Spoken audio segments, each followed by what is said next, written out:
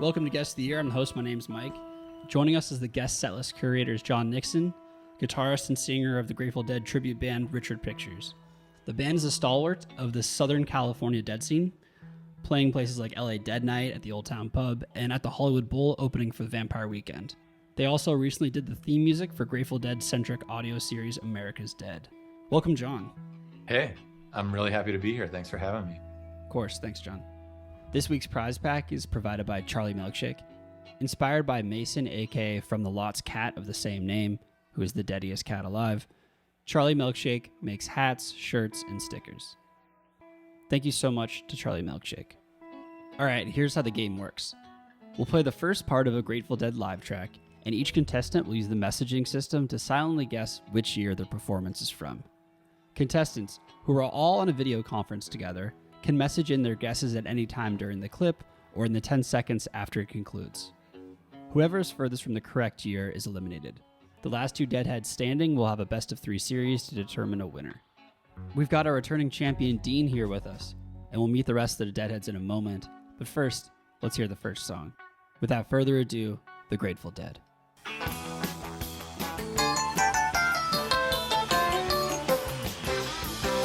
32 teams in a jawbone, Alabama trying for nothing. Before I have to hit him, I hope he's got the sense to run.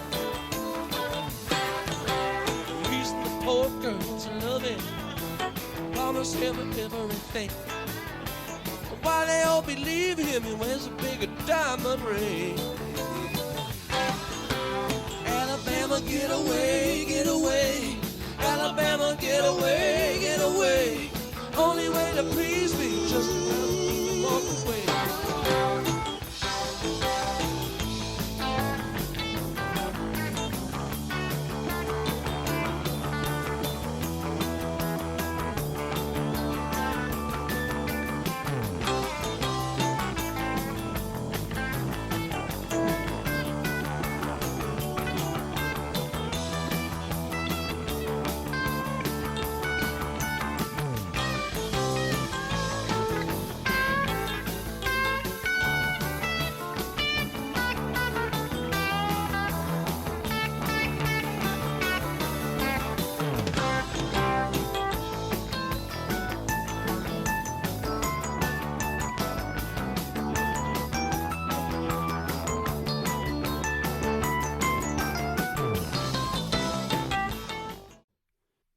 All right, the guesses are in. It was Alabama Getaway at the Stanley Theater on November 30th, 1979. Very fun pick, Ooh. John.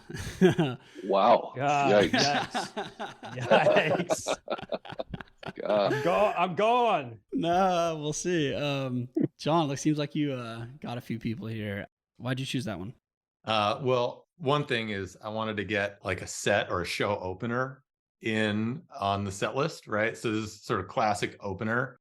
If I was focused 70s, I might go with like Bertha or something like that, right? But this one is like killer opener of the 80s, which is why I picked a 79 version. Oh. Because I wanted to kind of stump everybody, which will be Yeah. a recurring theme. Because I've noticed that some people on the show are really, really good at this. So I a little clue. Maybe I'm trying to trick with some of the picks, or maybe I'm not. Who knows? But also a couple things that I really love about this, like the terrible balance at the very beginning when they're back there trying to make sure everybody's dialed in, and like Brent is way too hot. And that's just such a classic thing on so many tapes, that I think gets sometimes a little bit lost, not always, but a little bit lost with sort of the pervasiveness now of soundboard shows that are making it to CD and stuff, like official releases and such. You kind of lose some of that, just like, wow, this sounds awful for the first like 30 to 60 seconds of a song. So I think that's just like really classic. Also, one thing I really love about this is how much distortion, like how much fuzz you can hear on Phil's bass, which like you don't typically think. Like Phil has this like really plunky, plucky sort of bass tone. That's just his thing, right? But man, is he laying on that fuzz. and it really shines through when the mix is not totally dialed in. So those are the things that made me pick this one. Love that. Chaos. And you brought chaos on the contestants here. Thanks, John. So only one person got it exactly. It's our returning champ, Dean. Dean is 63 and he's from Los Altos, California. Dean, John did not fool you with that one. How'd you suss it? Well, that was my first year of seeing the Grateful Dead live, and it just sounded like that era that I first heard him in. And I'm pretty sure I had a cassette of that Stanley Theater show, and I probably played it a whole bunch of times. So as soon as I heard that, it just connected to me, 79. So that's what got me. Cool. You're on the next round, Dean. So next closest was Glenn, who guessed 1980. Glenn is 59, and he is from Iowa. Glenn, only 1 year off. Really solid. How'd you figure that one out? Yeah, I actually had 79 written in there. And second guessed myself right at the very end, but Brent's keys are really distinctive. That real serious bouncy fill bass there. Like I say, I had it as a 79, and then I just started second guessing and thought maybe early. Were you trying to like hedge against? Because you know it's Brent, so you're trying to hedge more towards the middle. A little bit. I mean, like I knew that keyboard sound was 81 at the latest, and so 80 seemed pretty safe. So it works, Glenn. Playing the game, nice work. You're on to the next round. Joining you in the next round will be Richard. Richard gets 1982. All right. Only 3 years off there. He's from Vegas, and he is 53 years old. Richard, why 82? Yeah, same as what the other guys said. That super sparkly Rhodes piano. Brent, definitely. I thought for sure it was a little later than it was. That's interesting. 79. So super early in Brent's time with the band, right? Yeah. And also one of the other things that I liked about this one, just to try and throw people off the scent, is that Jerry sounds a little gravelly. Like he hadn't warmed up I don't know what he was doing backstage right before the show, but like he's not sounding like 79, 80 Jerry. Like in 80, they sound like they're just nailing it, right? The harmonies and everything are just like so great. This was just a little dirty. And so like me, if I just hear his voice, I'm like, oh, this is probably like 87, 88, just on the voice alone. So, I hear you that you might think to go later, and that makes a lot of sense to me. Awesome. Well, Richard, nice work. You're on the next round. Oh, great. Thank you. Also on the next round is Jocelyn, who guessed 1986, making Andrew the odd man out. Sorry, Andrew. But Jocelyn, congrats. You guessed 1986. Jocelyn is from Caseville, Missouri. Cassville, shit. I was going back and forth with that the entire week. Every time I saw it. You could have asked. Rats. Okay. It's Cassville. Fine. Yeah. So yeah, why 86? Well, same thing. I'm sorry, I'm terrible with names. Somebody was talking about Jerry's gravelly voice. Sounded later. It was a little bit speedy. So I think mid 80s for that fast. Yeah. Definitely Brent. I don't know what else to say. Well, great work, Jocelyn. You're on to the next round. Andrew, I'm sorry. You're eliminated. You guessed 1989. Andrew is 38. He's from Charlotte, North Carolina. Talk to us, Andrew. Yeah, I guess, props to John. He really, really fooled me with that one. I mean, I knew we were in Brent territory. Obviously, the keyboards are very recognizable, but for a lot of the other reasons, the voice, I was figuring it was later. Also mentioned the levels were a little off. I was also thinking, the 80s are the period I know probably the least about, but I kind of wish I could have said that was the first digit was a typo. But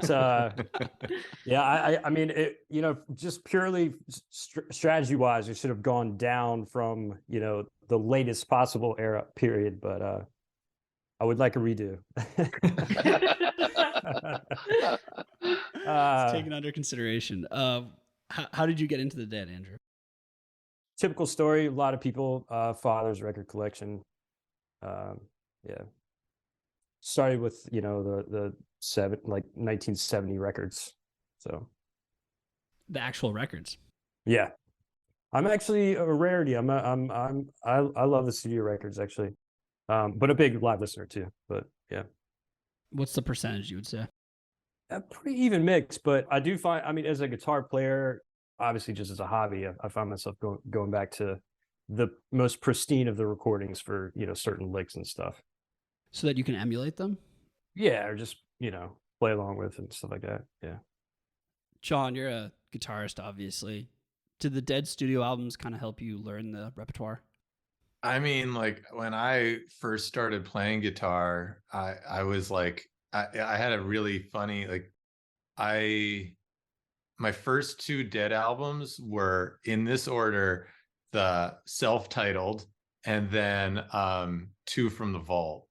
And I have this sort of theory that like whatever the first thing is that gets you into the Dead is like kind of the stuff that remains your favorite. So like I always, like, for years I was like, how could people like mid 80s stuff? You know what I mean? But then it's like I met all these people who were like, well, I saw them in the mid 80s and it was incredible. Like, how can you not like that stuff?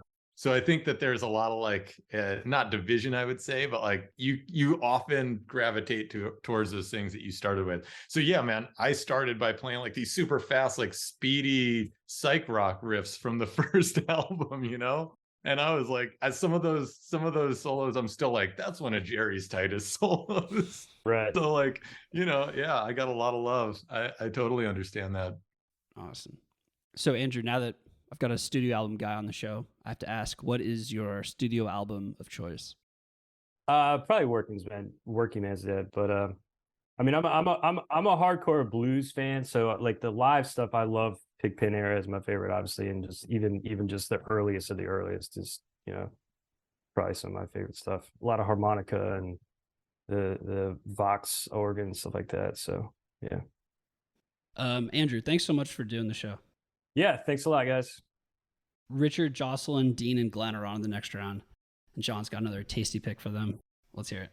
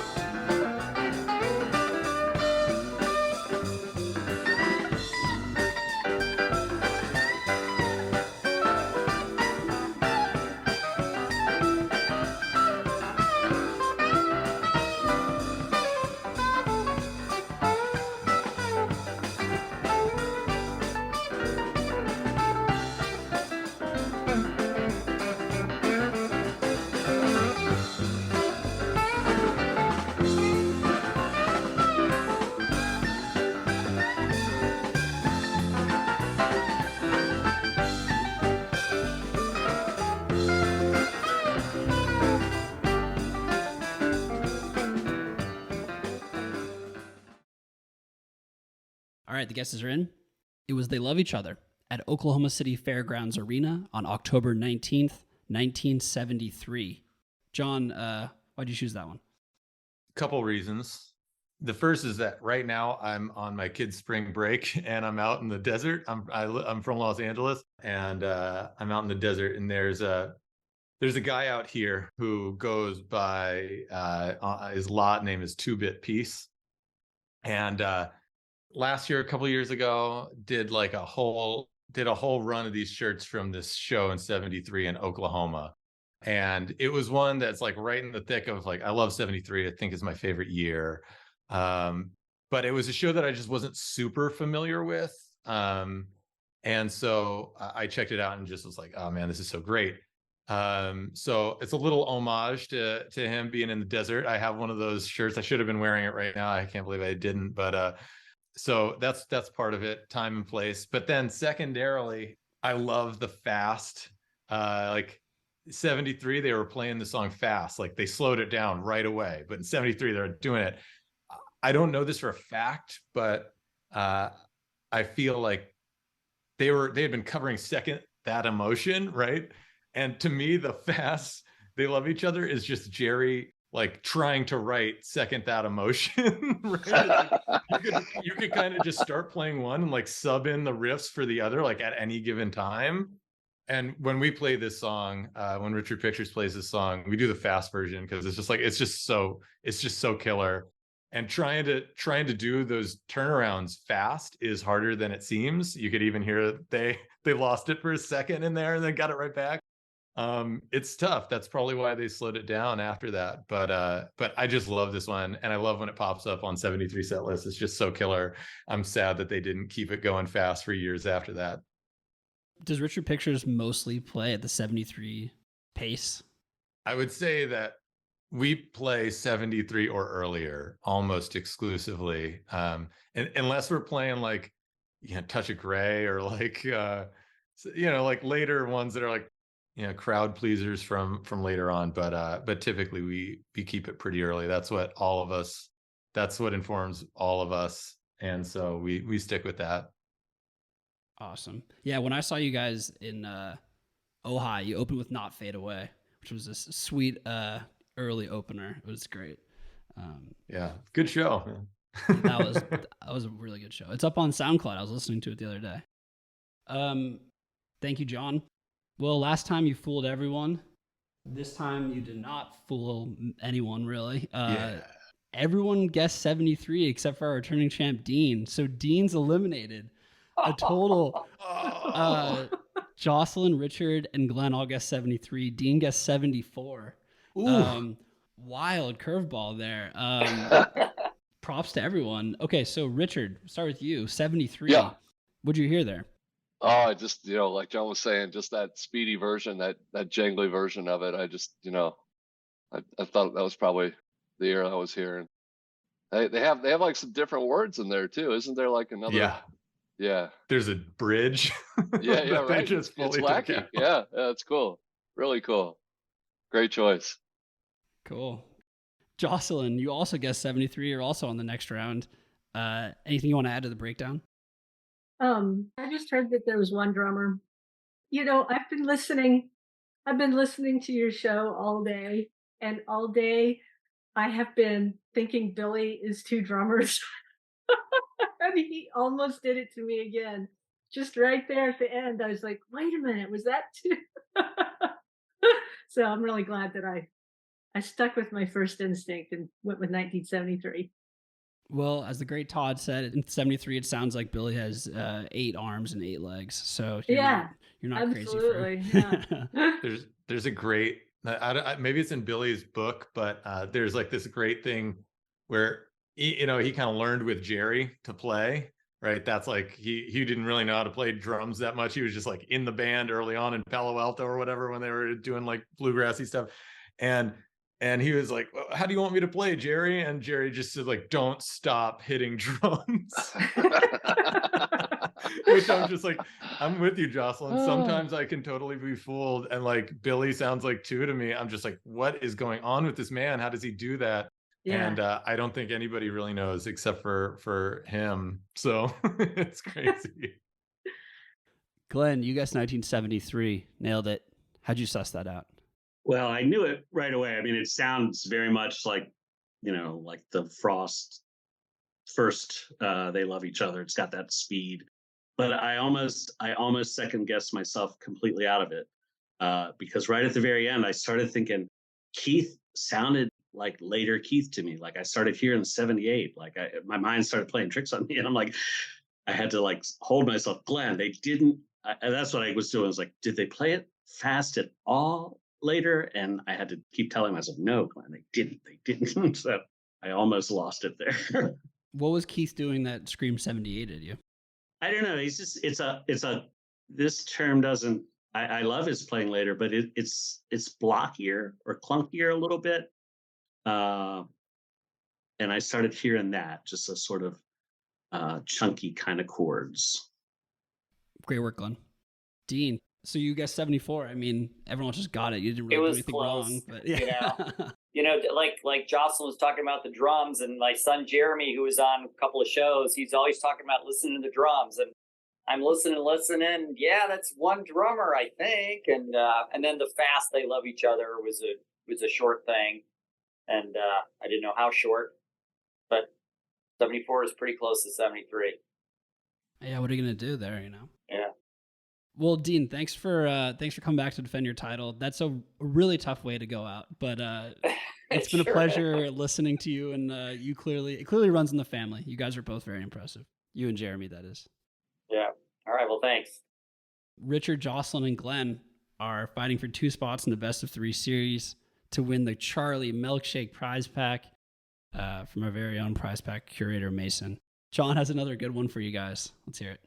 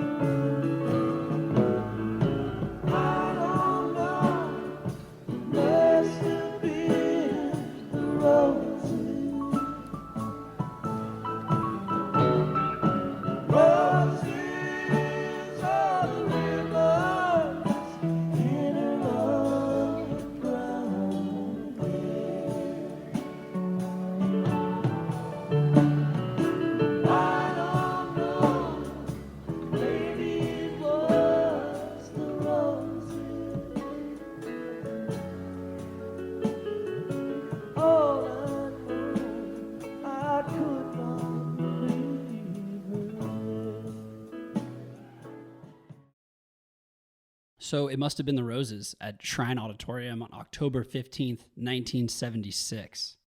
John, lovely pick. Why'd you choose that one?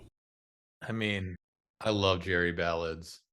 Like, I've heard people say before, like, oh, this is like a beer and bathroom song. You know what I mean? And I'm like, that's crazy. No, man. You're like, they're slow and they require so much focus from the band hitting those harmonies, which, like, let's face it, like, they rarely absolutely nailed. But here's a case where, like, they are nailing Roses. Nobody messes up the maybes or must have beens, right? Like, they're on it. Donna's in there, sounds great. Like, it's just like balanced and it's lovely. And I'm very partial to shows that the band played at the Shrine. I think I told you, like, the first live thing that I had was 2 from the Vault, which is 68 at the Shrine. There's a lot of sort of bad juju between LA and the Dead. I think people often think about it. And, like, I actually think that's thrown out by how well they always played at the Shrine through the 60s and 70s. It's just incredible shows. So got a lot of love for that one. And man, like, I was real torn between, like, have them hitting the harmonies or when Jerry comes in and has to play just one of those, like, sweet, sparse solos over that progression, man. It's just like, that stuff just totally kills me. I just, like, sometimes almost on the verge of tears with a song like this when he's really at his best, So just a lot of love on this one. Awesome. Thanks, John. Okay, so Richard guessed 1978 and Glenn and Jocelyn both guessed 1974. So everyone's on to the next round. No one's eliminated. Nice. Wow. This is a dramatic game so far. I love it. Scary. Jocelyn, we'll start with you. You guessed 74. What'd you hear there? Well, I thought I heard only one drummer. Then I heard Donna. So that happens in 1974. Makes sense. There you have it. Yeah, I'm kind of surprised that I didn't hear Mickey in there. They must have just been totally in sync, which is like the best thing to see live. Yeah. Those two guys totally in sync like that. It's beautiful. You're 100% right. And also a song like this that's slow, like Mickey has to dial it back, you know, there's like, Yeah. he can't do all his like crazy rhythms all over the place. He just has to sit there and like lay in the pocket. And you're right. It sounds like there's one drummer. It's like nothing better. Well, Glenn, it seems like you thought there was one drummer as well because you guys 74. I definitely didn't hear a second drummer, but I also, I mean, it's a lot harder for me on a ballad like that. You know, like John says, Mickey really lays back, and so that didn't affect me too much. I was all over the place between 74 and 79 there. The vocals here, Jerry just sounds so young that I went early. Well, yeah, so Richard guessed 78. Talk to us, Richard. Yeah, I was struggling. I'm glad I waited till the end to put in my pick because I wasn't sure. I was thinking maybe Radio City 80. I was almost leaning towards Brent on the piano, but then at the end I heard Donna and I was like, okay, it's got to be Donna here, and I just threw out 78. Awesome. Well, everyone's on to the next round, which is my favorite thing. And before we go, though, John, could you tell us how you got into the Dead and how you ended up being the Jerry of a great tribute band? Wow, those are two. I mean, obviously, I'm a loquacious fellow. I could talk about those things all night. Buy me a couple beers, but yeah, you know what's funny about the Dead? Getting into the Dead, man. Like, I'm from New Jersey, and every year my parents would take me and my older brother down the shore in New Jersey. To this town called Stone Harbor. And in Stone Harbor, there were just like, I mean, this is crazy. You know, this is like a town, it's sort of a vacation town. And anyway, long story short, there's like tons of these t-shirt shops in town. And of course, you'd expect them to all sell like Stone Harbor, New Jersey shirts with like, you know, like seashells on them or something like that. But at the time that I was going down there as a kid, this is like maybe 93, 94, you know, and on through like the late 90s. Those shops had just all been taken over by like deadhead kids who came down every summer and just like created this own little subculture down the shore. And all of the shirts were like not Stone Harbor shirts. They were just like all liquid blue Dead shirts. And like everybody's in there, like they're just selling, you know, like devil sticks and hacky sacks and patchouli and stuff like that. And I just remember like my buddy, a buddy who I grew up with, his family also would go down there, and like we would meet up. Same week every year we'd meet up and we'd go to these shops and we'd like do devil sticks, and we just thought these were the coolest kids ever. And I was down there in 95 when like the week that Jerry died, and it was like I remember how devastating it was to the entire city. It was crazy, man. And by that time I was in and just didn't look back. But yeah, getting into the Dead band, I'll try to make this one shorter. I played in a bunch of bands, and I was in this band called Falardo.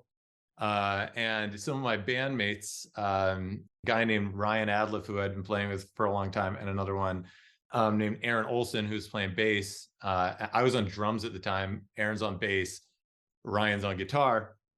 And we start talking. Aaron comes to practice one day, and he's like, you know who I heard the other day? And I was surprised. I like loved it, and I didn't know who it was. And then like somebody told me, and I was super surprised. Like, who? It's like the Grateful Dead. And we were like, what? You've never heard the Grateful Dead? He was like, I loved it. I couldn't believe how much I loved it. It sounded so much like the Byrds, and I love the Byrds. Why wouldn't I like this band? He was like, you know what we should do? We should start a Dead cover band, but we play at all the same like warehouses and art spaces and all ages places. And we don't tell people that we're a Dead cover band.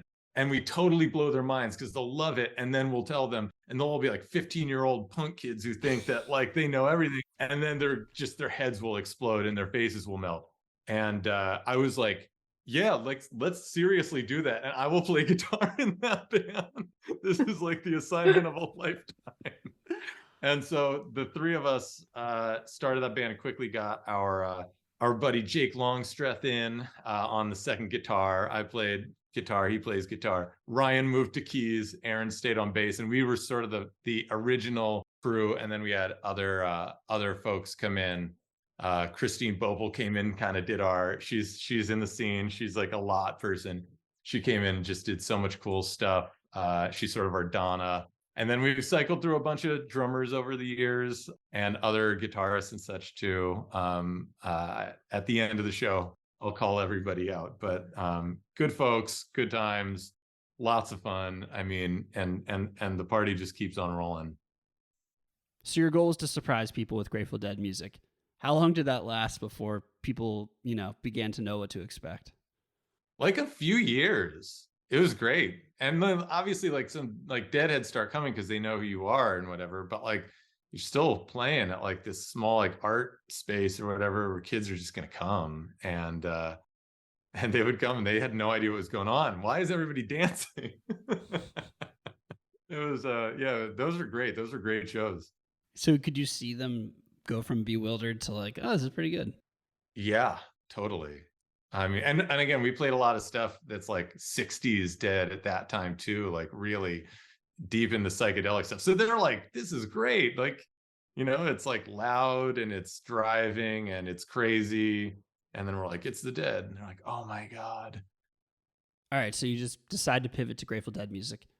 How long does it take to learn all those songs? I knew all the songs. I'd been playing Dead music since I was 12 years old, right? I learned the guitar listening to Dead albums and just putting headphones on and just seeing what I could do. So I just played like Jerry from I mean, obviously I'm not as good as Jerry Garcia, but like that style, all of his guitar idiom was stuff that I just baked into my own playing really early on. And I can't get rid of it. Which is why I was playing drums, because nobody wanted a Jerry Garcia in their band for years. And I was I guess I got to play drums for a while. People want that more than a Jerry. And then suddenly they were well, we need a Jerry. Here I was there, right place at the right time. Cool. Thanks, John. Well, everyone's on the next round. And John has another great song. Let's play it.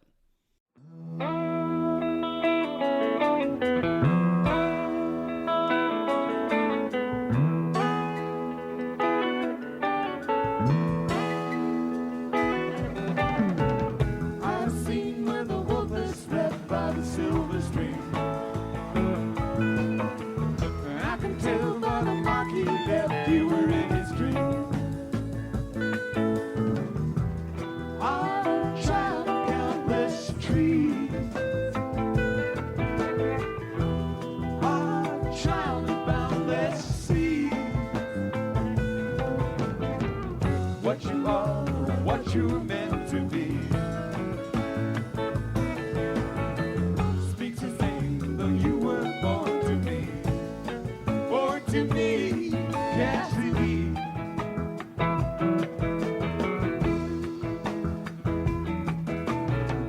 Lost now on the country miles in his Cadillac.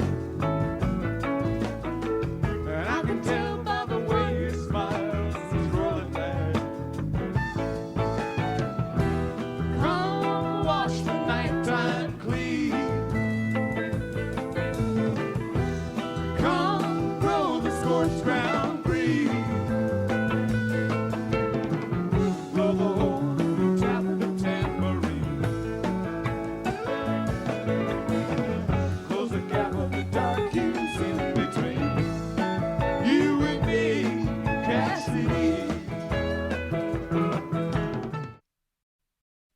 All right, the guesses are in.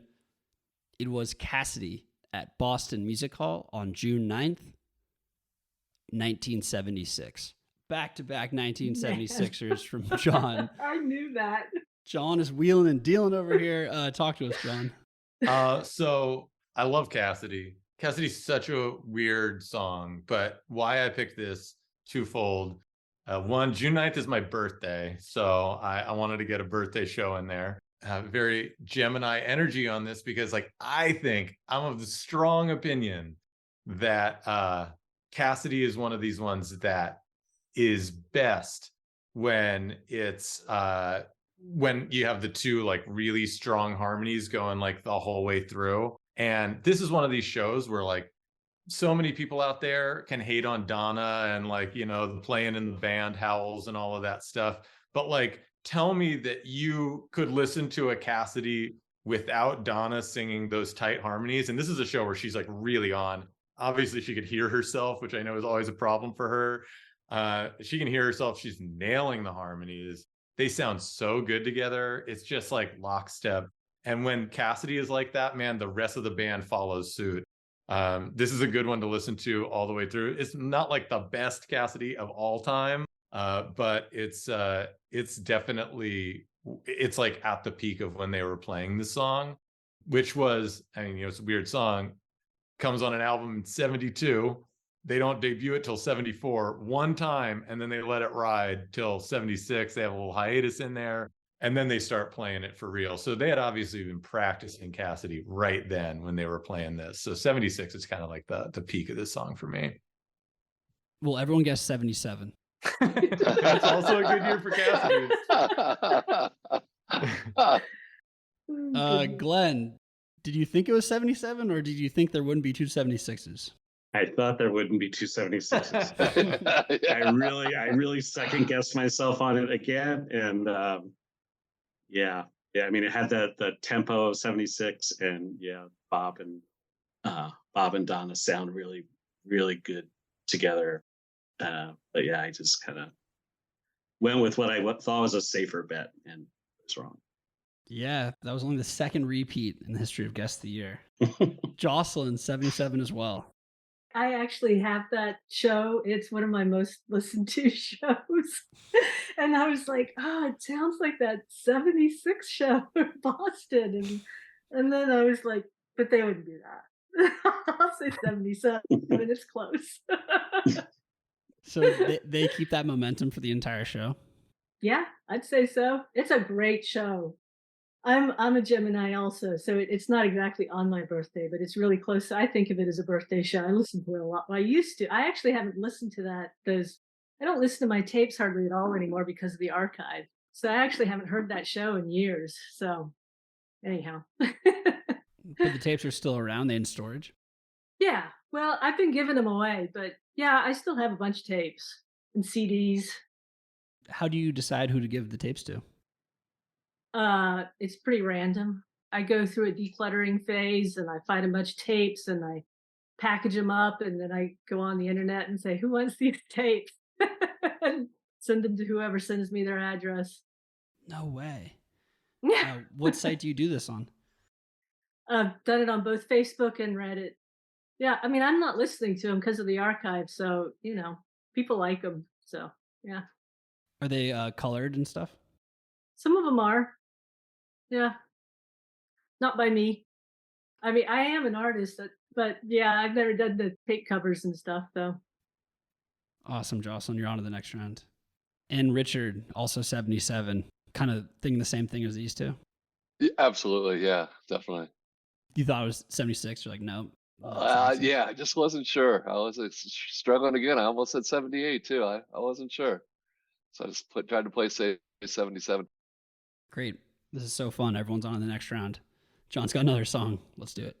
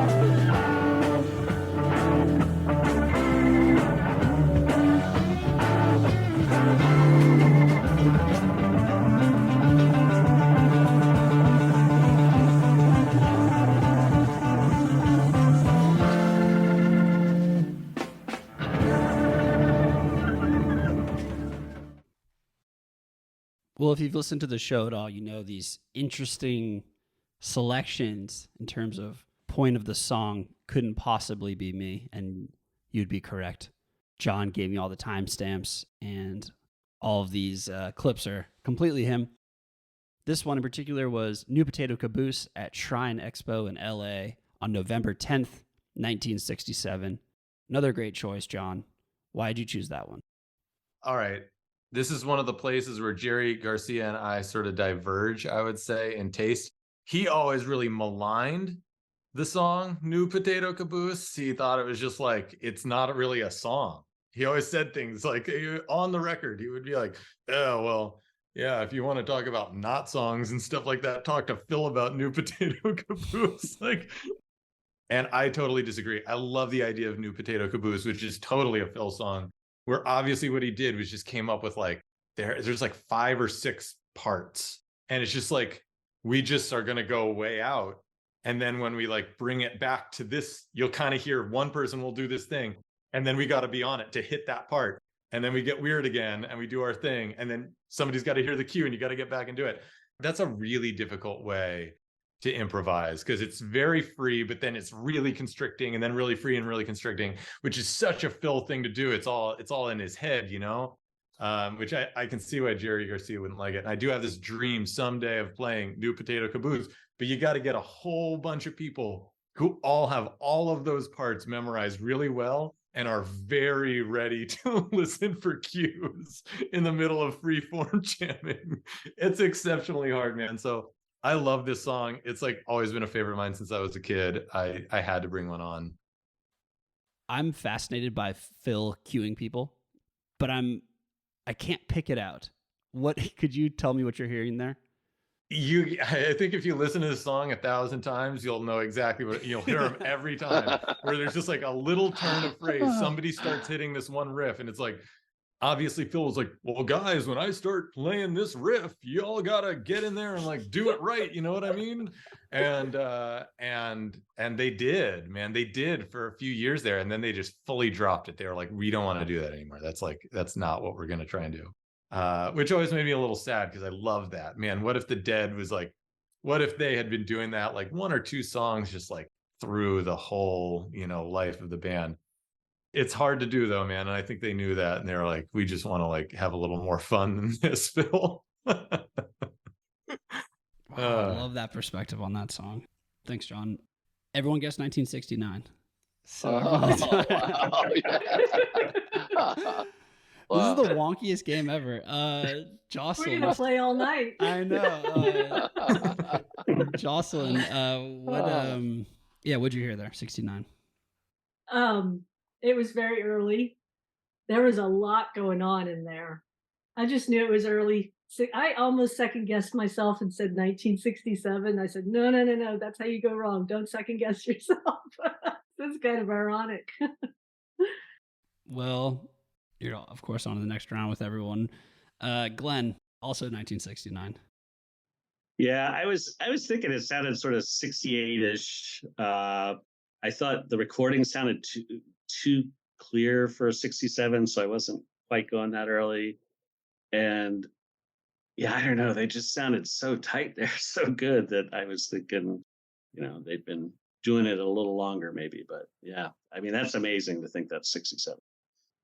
Yeah, I think there's a selection bias on this show. It's almost like a tip for anyone who's going to be on the show. It's like if you're hearing a song in the 60s, it's probably earlier than you think because there's a selection bias of good audio in the 60s when we're choosing songs. Richard, you also guessed 69.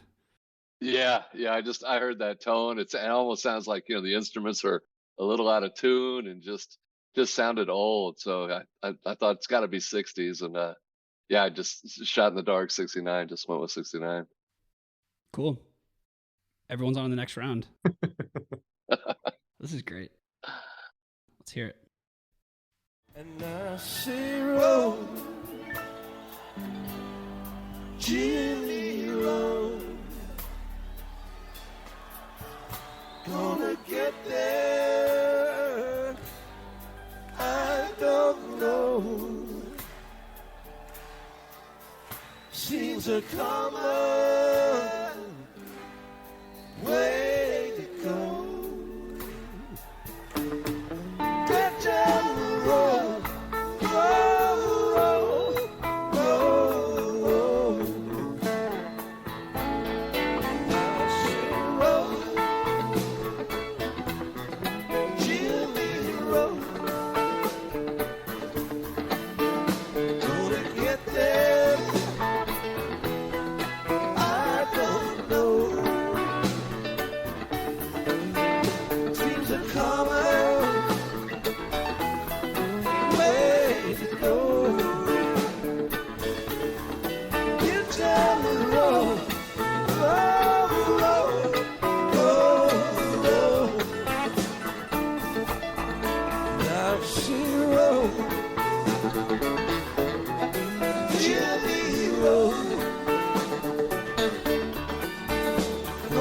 get there. I don't know. Seems a coward. Way to go. Down roll, roll, roll, roll. Get down, roll.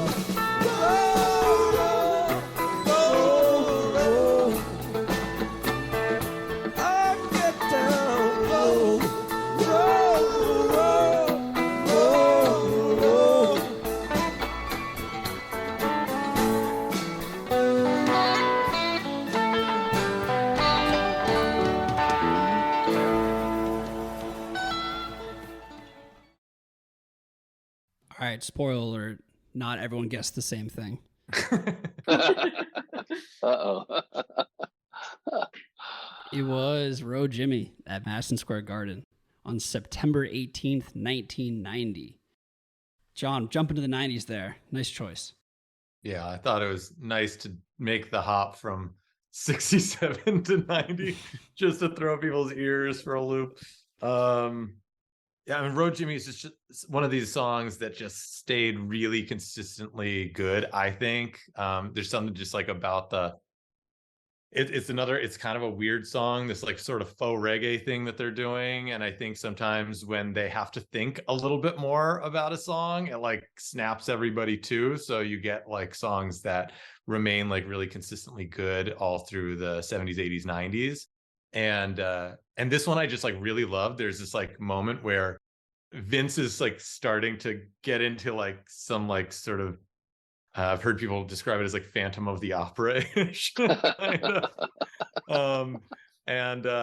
And like Jerry just like pops in and sort of leads Bobby to do this like guitar back and forth where they're doing like these like muted like and Jerry's playing with the delay tails. It's like you know, like, and they're just like, it's so cool how it locks together. And they just kind of like push Vince's thing to the side. And actually suddenly you can sort of, Hornsby's like, oh yeah, man, this is great. And suddenly he's like, I'm engaged again with this thing. So it's kind of one of these cool moments where like in that era when they could sometimes just all fall into their own like worlds, they like obviously all just sort of brought it together. And that's why I picked that part of the song too, because that's when it happens for me. Awesome. Okay, so Jocelyn was closest. She guessed 1991. She's on to the finals. Way to go, Jocelyn. 1 year off, 1 year north of 1990. Nice pull. How'd you figure that one out? I was stumped there for a while, really. Well, I was trying to key on the vocals, and I couldn't tell who I was hearing. Then I suddenly thought that I heard Bruce, and so that's why I went with 1991. Smart. I mean, Bruce on keys, not the vocals. But Yeah. So, Smart move. I mean, I'm You were sure right. he was singing too, but yeah. It was his third show, I believe, second or third Wow. show. So you were right to like 91 makes a lot of sense. Yeah. Nice pull, Jocelyn. Great, you're on the next round. Joining you is Glenn, who guessed 92. Richard guessed 93. Richard, no one's gotten 6 songs into the game before and not made it to the finals. I'm sorry, but That's all right. Glenn, you guessed 92. That was really hard. That was a great pick. And it just sounded so good. I kept, at one point I was just listening. There was so much going on. And I was like, oh no, Glenn, you got to try to figure this out, you know, because I was just enjoying it. I honestly wasn't sure if I was hearing Bruce or not. I mean, I thought so, but it didn't have that kind of classic grand piano sound. And I thought, is Vince actually doing a piano kind of thing there? And so then I thought Jerry's voice was sounding pretty old to me. So I was thinking 90 or 91 if it was Bruce, but I thought, well, maybe early 92 based on his voice. Totally reasonable. Nice work. Way to go, Glenn. Richard, again, like I said, tough go. You did so well. You guessed 93, 1 year off the pace. Why 93? Yeah, after listening, I heard Vinny, I heard, Vince, and just the mix. I just thought again, it's probably mid 90s, but yeah, never would have guessed it was, right after Brent, right? 90. Yeah, great pick for sure. So you are from, are you from Vegas? No, I'm originally from Cincinnati. Yeah, and I moved out here in the 80s, but I got to see my first Grateful Dead show there at Riverbend in Cincinnati in 1986, and then my family moved out west here to Las Vegas and got to see a lot of Las Vegas West Coast shows, and got to go back to the Midwest for a bunch of shows. I had a nice run with the band. Think dearly of them. Miss them. Miss those days for sure. You weren't at those Sam Boyd show? Oh yeah, every one of them. Yeah, No for shit. sure. Yeah, starting with Carlos, and Santana opened up for those 2 days with Bill Graham, and then '95. I don't remember if it was Dave Matthews or that opened up, but Sting opened up. Traffic. Who else am I missing? There's one other band that opened up. Yeah, they were a lot of fun. Those were some great years. Outdoors, hot, outdoor stadium shows, but they were fun. Whenever I see a Sam Boyd show on Relisten, I just go to it. For some reason, they all kind of hit. Yeah, they were fun. Beautiful years. How did you initially get into the Dead? I got into the Dead originally from my older brothers. Yeah, I had two older brothers that really liked the band, and one collected a lot of tapes and actually did some taping, and then my other brother took me to my first concert. So yeah, they introduced me to it. Great, Richard. Well, thank you so much for coming on. Great hearing everything you had to say. Yeah, thank you so much, Mike. Great thing you got going. Thanks for letting me participate. Good luck to everybody. Thanks, Richard. All right. Glenn and Jocelyn are competing in a best of 3 series for the Charlie Milkshake prize pack. Let's play a song.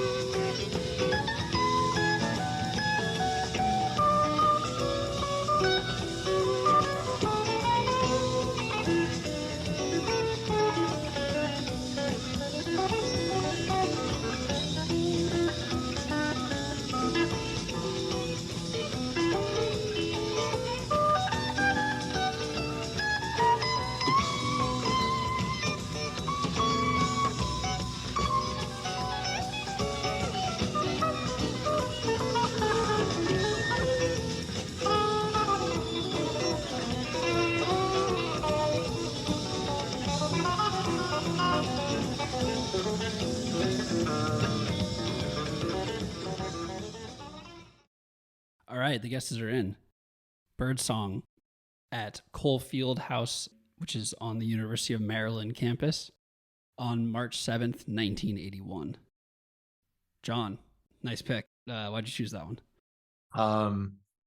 I grew up, like I told you, very into 60s Dead, super into like the early to mid 70s. I always thought late 70s was fine. I mean, obviously, like, don't get me wrong, I've come around to a lot of it. I'm talking about my younger self when I was like first into it and very opinionated about these things. But man, I just never, like 80s Brent, I was out as a kid. And then somebody like introduced me. I had always heard like Reckoning, and Reckoning is fine, but I heard the record of Reckoning, right? Not like the tour. And while this isn't from that tour, it was that tour, the second set of it, when like Brent is just like, he's subdued with all the crazy like sounds that he would put onto like MIDI sounds that he would put onto the keys, which happened a lot more later as they got into arenas. Much more subdued, electric piano, regular piano, and like his harmonies are so good. And he's like just joined the band in those years, and they're all so tightly practiced. Like they're just nailing it for these 2 years. And like that stuff when I first got really exposed to those years, I was like, man, this is like peak stuff in like 73, 74 to me. Like the singing is great, the playing is great. They're just all so locked in and seem so happy to be there. So I wanted to get something from that time in here. And Birdsong is one of those ones that just like, it's basically always good through like the whole run of the band. Like even when they meander and it's like not that good, it's still really good because it's Birdsong. So I wanted to get one in there. Full disclosure, I did pick this point in it and this recording of it because you kind of can't hear that much of Brent in it. He's laying way back. And so that kind of Jerry playing could be from 72, 73, 74, 75, 76, 77, or 80 or 81. You could be totally thrown off because Jerry was playing like that. Those fast notes, those big like flights of notes on Birdsong, like it's peak Jerry, right? But it's at the end of sort of, in my mind, like that really like deep psychedelic peak when his playing is so dialed in. So to all the remaining Brent skeptics out there, just go to 80 and 81 and just dive in. You're going to be very surprised at what you find. So you'll trade like the token gravelly lead vocal kind of like spots for Brent for his tight harmonies.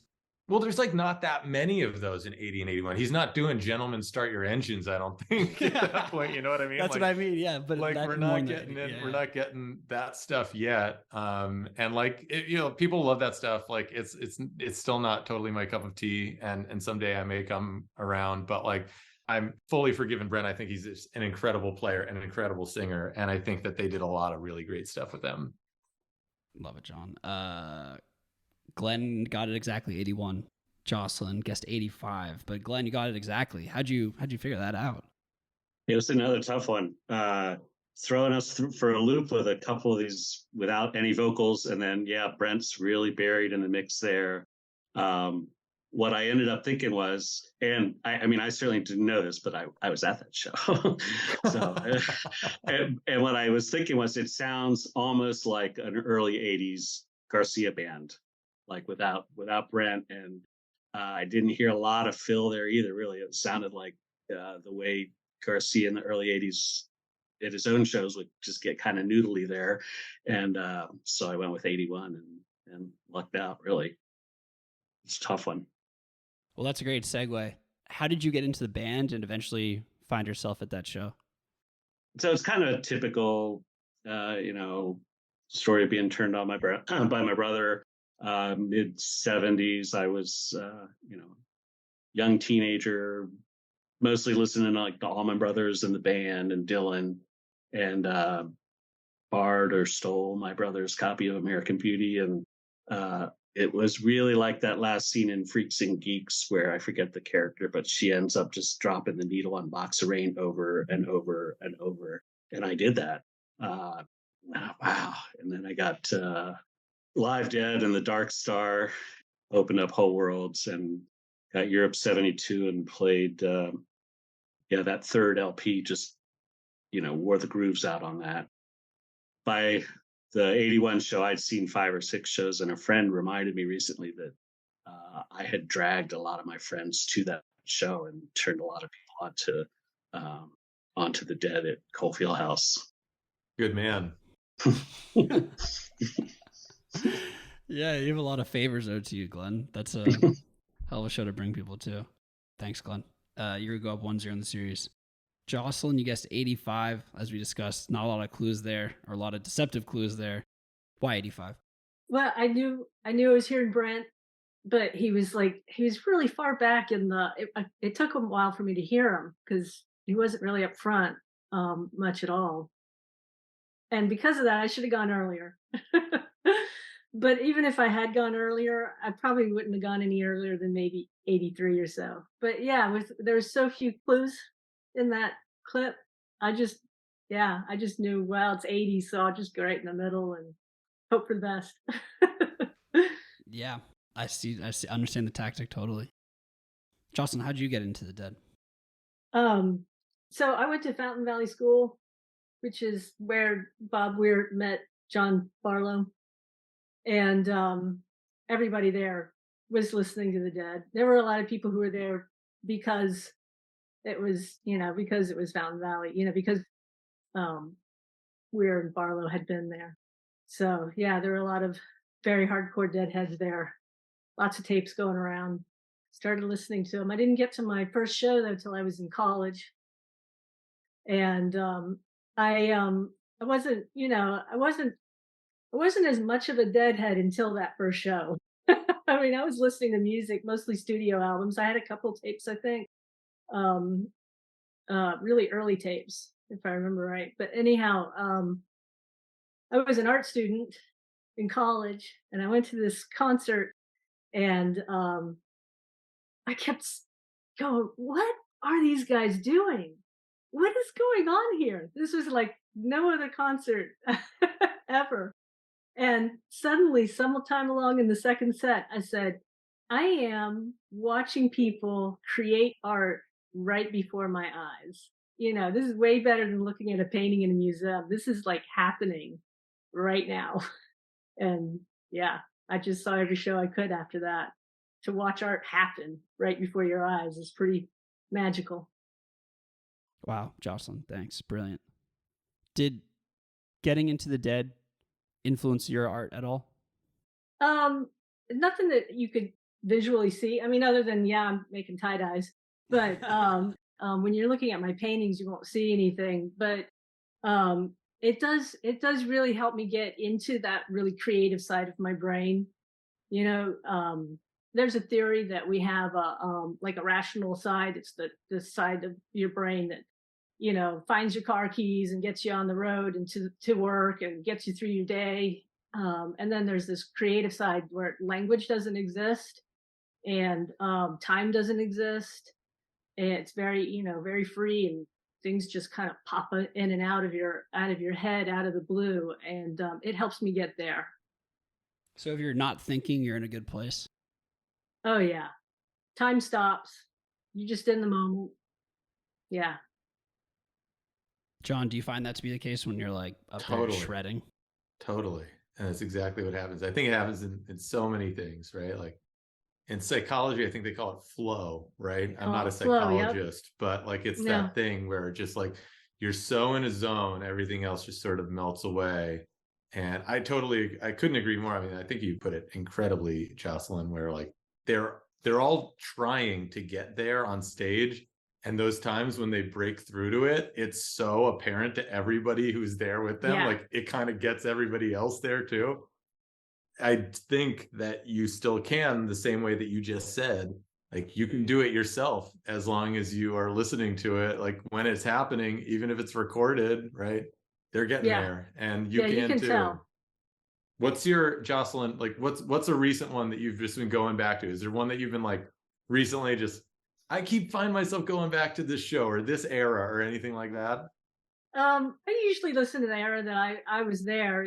My first show was in '84, so that's, I'm usually listening to those '80s shows. But also I really enjoy Donna, so I listen to a lot of those mid '70s shows, like that '76 show I was talking about before. And then my boyfriend really likes Pigpen, so I hear a lot of early Dead too. Not a lot, but a fair amount. That's a perfect compliment for you then, if you're into the 80s. You get both sides of the spectrum there.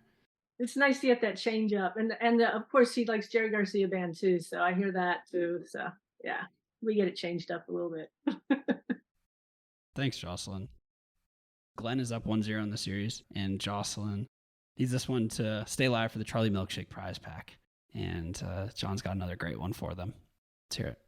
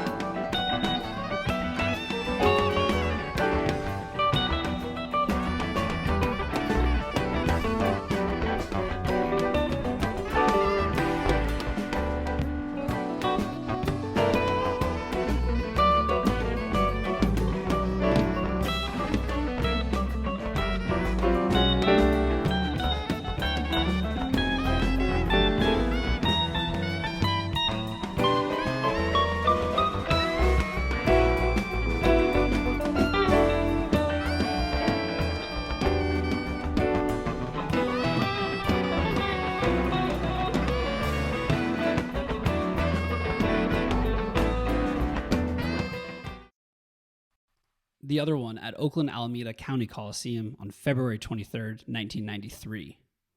John, another nice one there. Why'd you choose that one? This is an outlier show. I think probably everybody heard the sax playing there.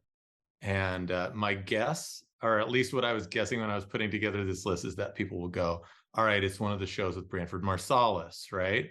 He came on 5 times. I think most famously is probably the show that was on Without a Net, which is 1990, right? So most people think Branford Marsalis, they think 1990. It's not Branford Marsalis. It's Ornette Coleman. When Ornette Coleman opened for the Dead, because he went to a Dead show and was like, what? Probably a similar thing to what you were saying, Jocelyn, where he was just like, this is crazy. This is a rock show and these guys are doing this stuff. Like, this is what I do. I'm Ornette Coleman. So he like got into the band, like met them, and they hit it off, and they invited him and his band at the time to play, but is kind of an outlier. 93. Wow. Jocelyn guessed 1994. She was closer because Glenn guessed 1990. I guess falling for the trap that John said exactly. Jocelyn, you tied up the series. It's 1-1. Nice work. 1 year off. Why 94?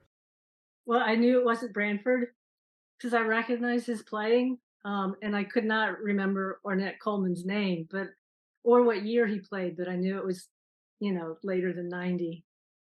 So I just was like, was Bruce there? And I didn't hear Bruce, so I went 94. Hell of a pull, Jocelyn. How did you differentiate Ornette from Branford?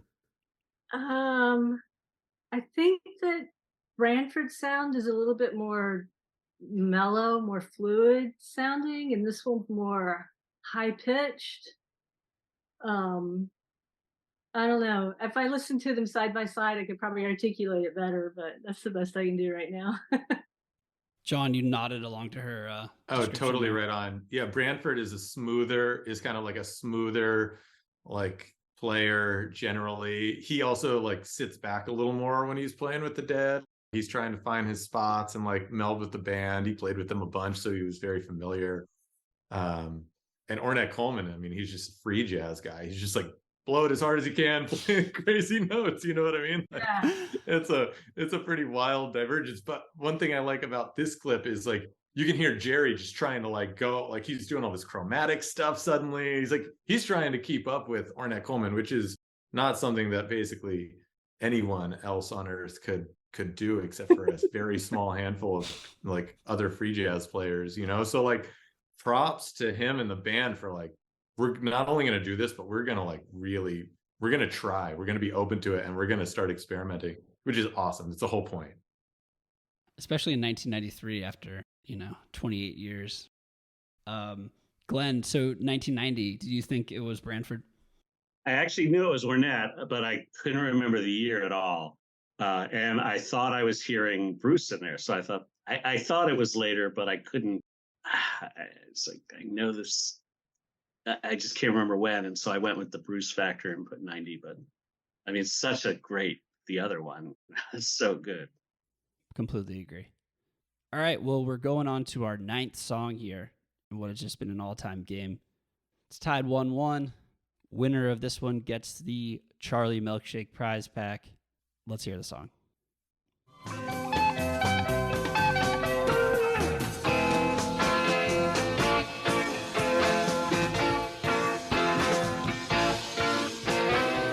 Small wheel turn by the fire and rod. Big wheel turn by the grace of God. Every time that wheel turns round, bound to cover just a little more ground. Bound to cover just a little more ground. Wheel is turning and you can't slow it down. You can't let go and you can't hold on. You can't go back and you can't stand still. If the thunder don't get you, then the lightning will.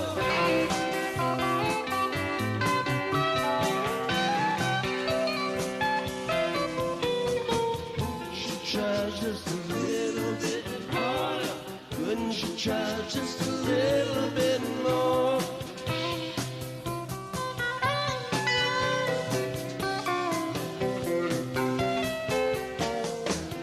Couldn't you try just a little bit harder? Couldn't you try just a little bit more?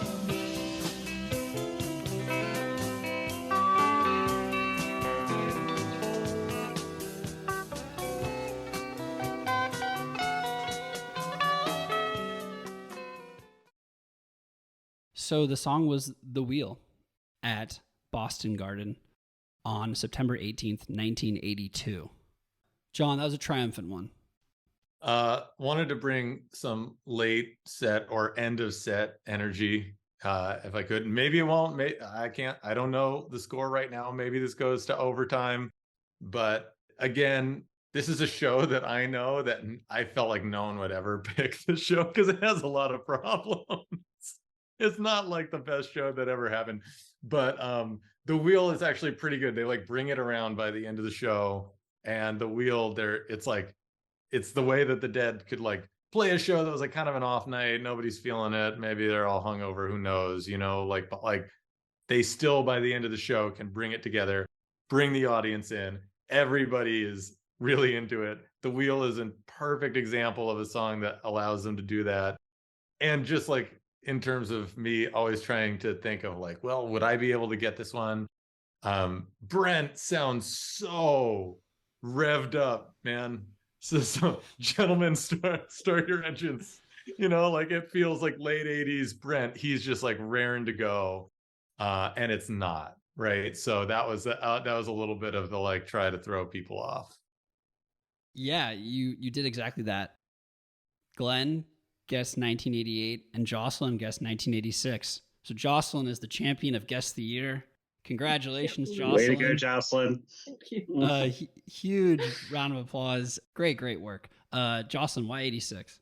Well, that sounded like my dad, which it wasn't. My first show was 84, but yeah, there was Brent.